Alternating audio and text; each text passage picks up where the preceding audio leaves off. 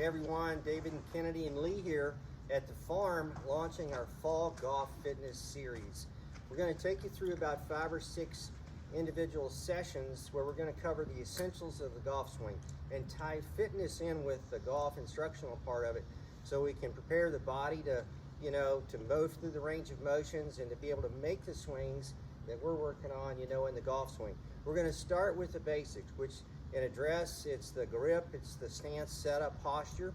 And within posture, we're going to talk about weight distribution within the feet and how important it is before you start the club back to really be prepared, to swing the golf club. It's a very dynamic motion we've talked about a lot.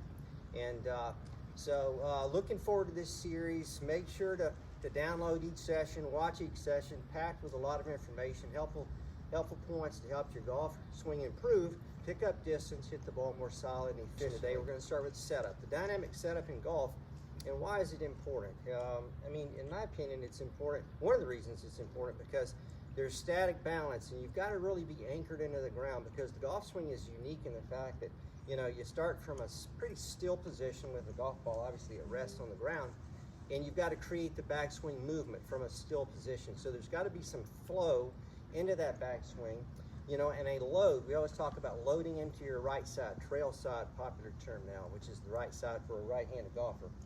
So that load phase of that backswing really sets up that explosive transition field where all the speed just really builds to the moment of impact and then obviously to that balanced finish position. Kennedy, what are some things when you're looking at your setup and teaching your players for this setup position to go through some things that you like to look at, like to build the feels into them regarding the setup? Yeah, so everything starts at setup. If we don't get the setup right, it's likely that something is going to transpire in the swing. So always we like to start with the proper grip first, making sure we're holding the golf club correctly because that's the only connection is our hands to the club. So we've got to make sure our grip's correct. But as far as setup goes, you've got to make sure that you're athletic and, like David said, balanced. So when you take your setup, we like to have our hips kind of hinge over this way. And so when I do that, my back is going to go with it and we get into a little bit of forward bend with the spine. Yeah. Does that, now width of stance, I know everybody's built different.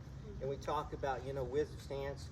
And generally, when we look at width of stance, we sort of like use 3 clubs, wedge, middle iron, and driver, is your range of motion. So in width of stance, what do you like to see generally? Do you like to use a reference from the hip width to shoulder width, sort of as a reference to go throughout those ranges? Or yeah, I've just got an 8 iron. I pretty much, with my irons, I'm pretty stock about hips to shoulder width is a good range. Yeah. So yeah, feet just outside of the hips or shoulders would be a good. Yeah, driver, you like to go a little wider than shoulders between just the feet? a little bit, yeah. If you were to have the driver, just take a little step out each way. Yeah, one of the reasons I think I see a lot of people with too narrow of a stance in driver, and driver's different in the fact that you've got hit up on it. And with your stance, if it's too narrow with a driver, it's very difficult to really push up and hit up on it because your feet are too far underneath your pelvis, your hips here.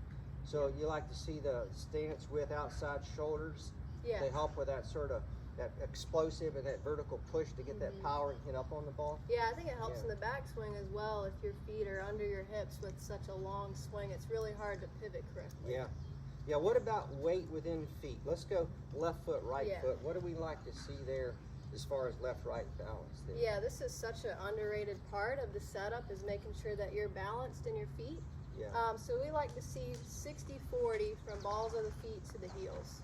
Because we're over in a tilted position, so we're going to see more of our weight kind of fall more towards the ball of this foot. Just because of the setup position we're in, that's pretty ideal. And then from left to right foot, it's 50-50. So just making sure you're evenly balanced, because if you see pressure go back to the heels, it's going to show up in setup. Right. You see kind of my hips are way too far back and more squatted now. Or if I'm more on my toes, I'm going to tend to stand a little taller and be off balance that way too. You find and also if you're starting out of balance, it's hard to find balance within swing. Oh yeah. So your mind, your subconscious is sort of fighting to try to find balance because we know now that the body wants to be in balance. So if you're starting incorrect, sometime during that process of that swing, it's going to be trying to find balance. You know, one of the things I like to feel and teach at setup, and it's tough to see, but the better players do it, is they actually try to push out on the ground, right?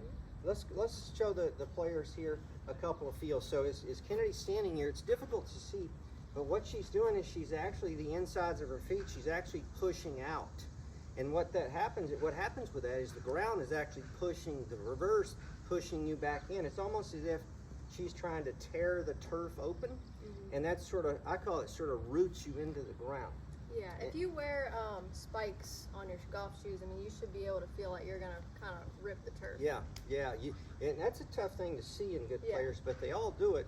Again, why? Because the golf swing, you've got to start from a still position, load into that backswing, and then really explode in under a half a second, and then stop it.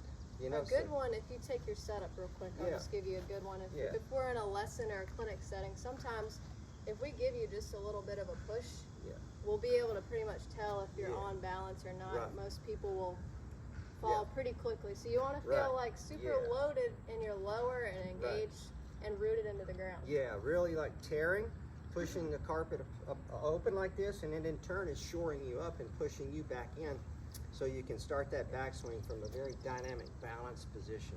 Yeah. So, I mean, that covers the basics of your setup position, along with, you know, the general grip feels of the grip pressure in the hands.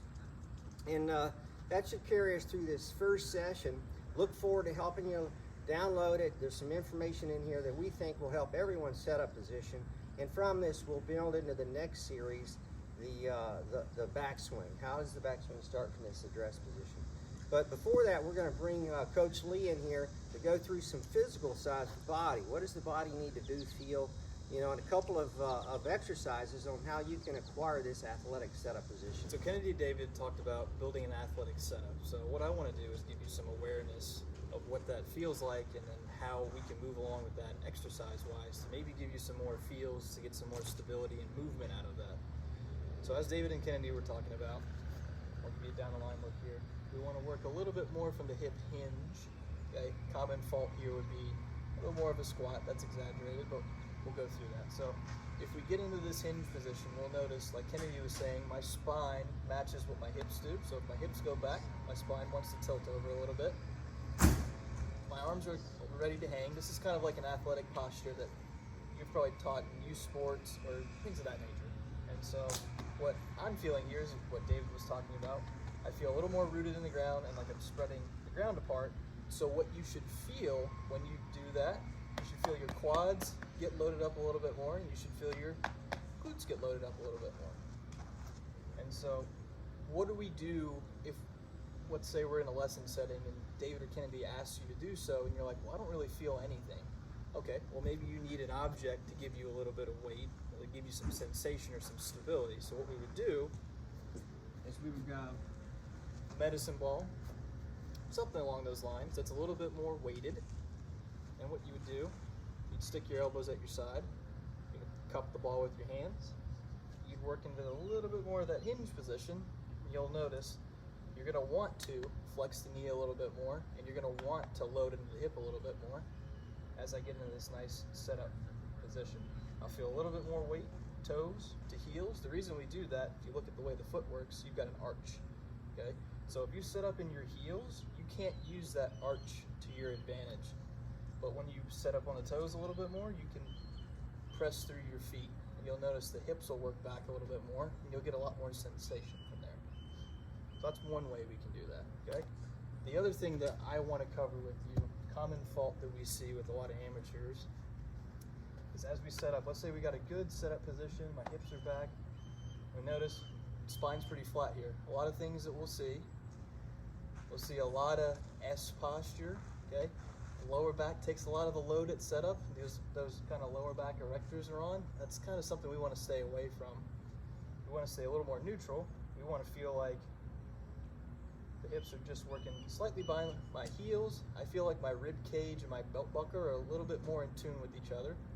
So I've got a little bit of stability there, a little bit of a feel. And I feel like when my arms hang, I got a little bit of engagement. You'll see through the lat and some of the scapular stabilizers. And those are just a couple of checkpoints that you can go through with your instructors. So that covers just a couple of things that you can be more aware of as you're going to build an athletic setup. Hope that helps.